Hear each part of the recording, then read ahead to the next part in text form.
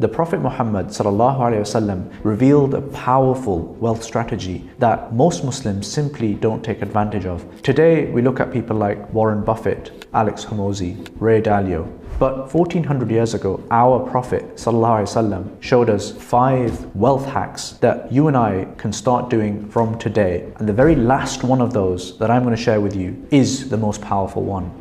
And these aren't just theories. I run an investment firm called Curate Capital, where we manage over $130 million of the money of some of the wealthiest Muslims in the world. And I'm going to share with you real life, practical examples of people who are using these prophetic traditions to increase their wealth and their barakah.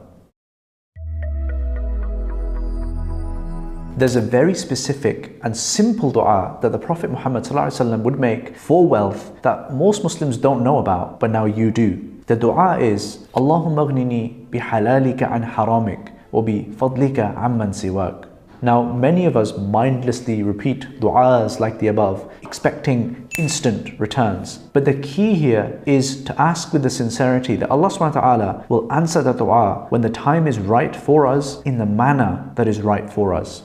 This is the same reason that the Prophet Ayyub alayhi salam, when he asked to be cured, he asked Allah to cure him only if the cure was right for him. Now, most of us, we would have just asked for the cure straight up, the same way as we asked to get rich quick. The mere act of asking Allah subhanahu wa ta'ala is an act of worship. So we need to make sure that we are doing it right. The second hack is by far the most underrated, obvious, and easiest way for a Muslim to build incredible wealth. Most people don't do this because it seems counterintuitive and it just seems easier to just pray for wealth. But there are so many verses in the Quran and in the Hadith that back up exactly what I'm about to share with you. You might have already guessed it. The second hack is to continuously turn to the Almighty and seek His forgiveness. The Prophet ﷺ said that whoever constantly seeks the forgiveness of Allah subhanahu wa ta'ala, He will grant him a way out from every difficulty and give him provision from where he does not expect. There is no better real life story to illustrate this exact point than the story of the great Imam Ahmad that took place over 1,000 years ago. During his old age, Imam Ahmad ibn Hanbal travelled out of his town to a distant city, and there, due to his humbleness, he didn't introduce himself by his name because he didn't want all of the people to then gather around and look after him. Instead, he sought refuge in a masjid and he thought he would stay overnight in a masjid. But the caretaker, even at that time there was an uncle caretaker, the caretaker said, no, Imam Ahmad, you can't stay here. And he threw him out of the masjid. Now, a baker was watching this entire scene unfold, and he took pity on Imam Ahmad bin Hanbal, and he actually took him into the house and he said, I'll look after you for the night. Imam Ahmad watched this baker knead the dough and then tend to the fire and then bake the bread, while the entire time his tongue was moving and seeking forgiveness of Allah subhanahu wa ta'ala. The next morning, Imam Ahmad ibn Hanbal eagerly asked this baker about this deed that he was doing of asking for istighfar. And the baker said that me asking for istighfar is like second nature to me now. Imam Ahmad asked, have you seen any benefit from this practice of yours? And the baker said, I have not seen a single dua that I made that hasn't been answered by Allah subhanahu wa ta'ala except one. Imam Ahmad asked, what is this dua? And he said that I've made a dua that I want to see Imam Ahmad ibn Hanbal in person before I pass away.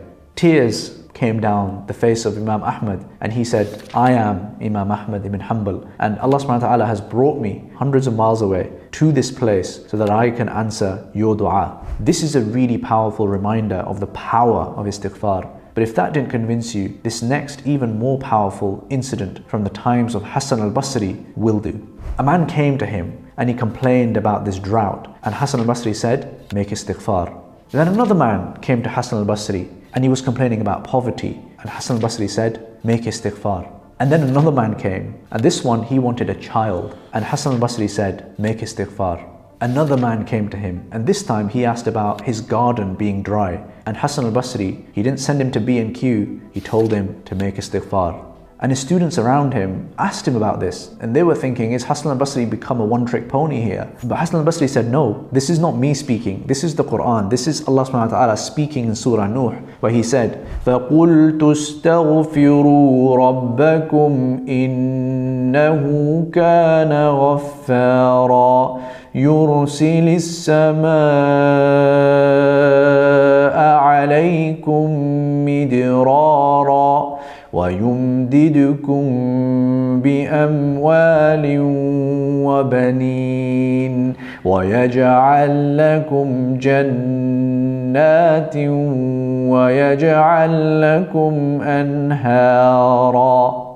What this verse is telling us is that from this one action of seeking forgiveness and accepting that He the Almighty is the Lord and we are His abd, there are so many benefits and so many blessings that Allah has promised that He will send us.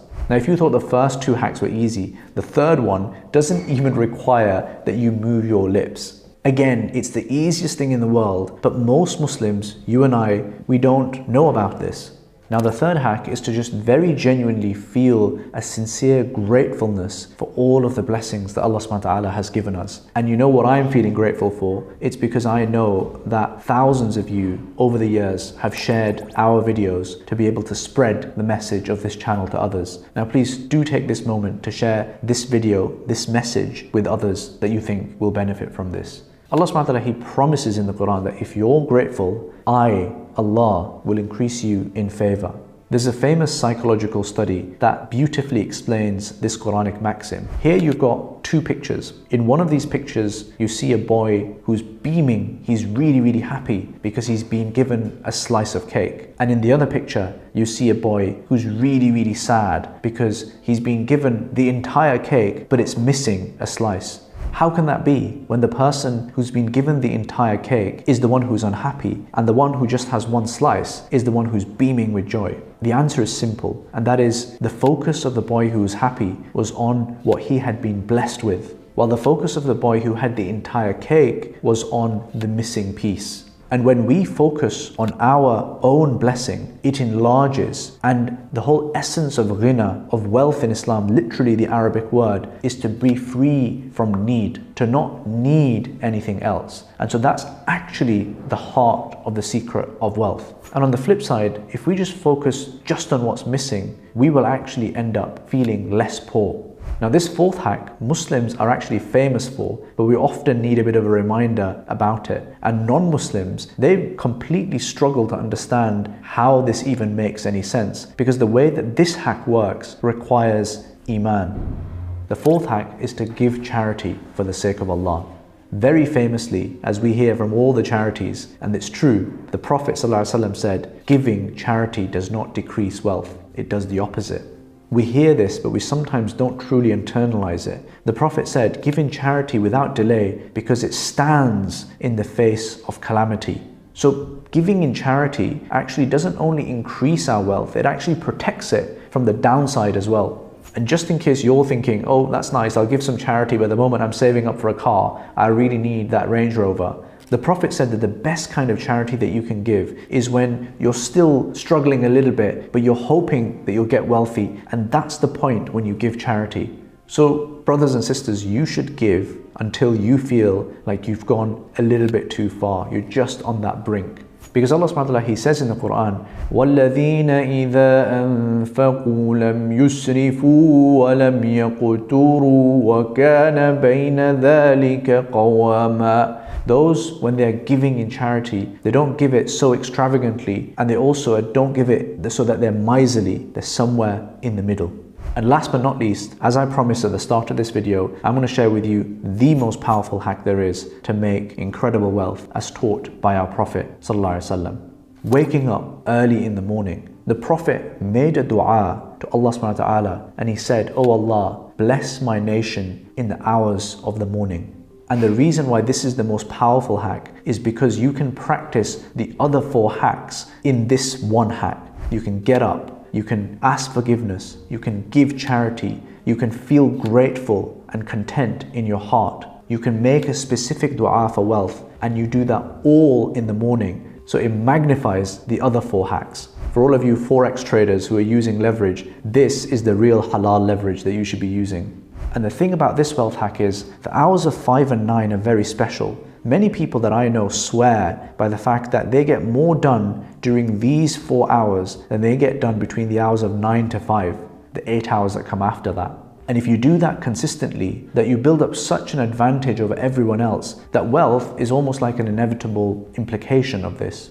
That's it for today, folks. I want to leave you with one final thing though. If you want to join a like-minded group of Muslims who are sincere and practicing, but also want to increase their wealth in a halal way, then you should check out Curate Capital, where we've built a community of 2,300 plus investors from all over the world that have come together for no other purpose than they want to be making halal investments. The link is in the description below. Until next time, Assalamu alaikum.